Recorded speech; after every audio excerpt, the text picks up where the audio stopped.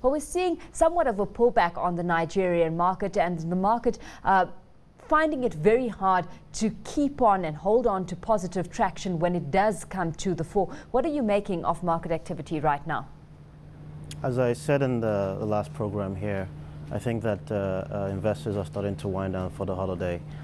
We haven't seen any catalyst as we'd expected from the MC. We'd expected at least 1 or 2 deals to happen, but you know, we're just about roughly 1 week in. I mean, obviously, if there's no announcement next week, it's very unlikely that there will be any before the end of the year, more so even a reaction from investors.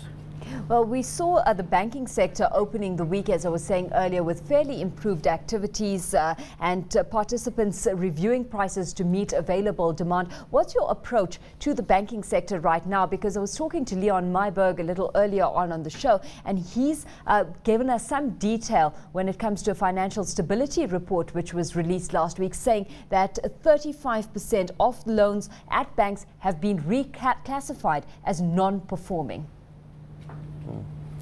Well, I think that the CBN has done a lot on that front. Having set up the AMCON, the purpose of AMCON is to obviously reduce the non-performing loans, and that in itself is a resolve to this particular issue. So I think from an average of around about high teens NPLs, we could see that shrink lower going into the coming year, which will allow the banks to raise their asset base. So we're looking for a recovery of around 15% growth in loans.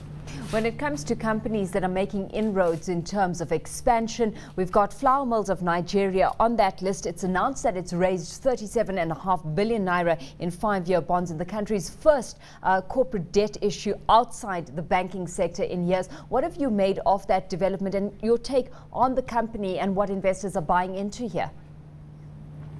Well, I think it's quite positive that they were able to raise it. It was oversubscribed by a couple of percentages, and you know, I think for Flourmills, what it does is it allows the company to refinance existing debt, which I think there was a bit of pressure to repay, and also to expand the business. They're looking to play in the sugar refining space, where we also see a lot of opportunity within Nigeria and also in other West African markets. So they're looking to build about 750,000 tons of sugar refining capacity, which should be ready by 2013. So we think it's a pretty positive event that you know, we saw that level of subscription, although I must say that it was largely subscribed by the banks, which represented about 80% of the subscription base.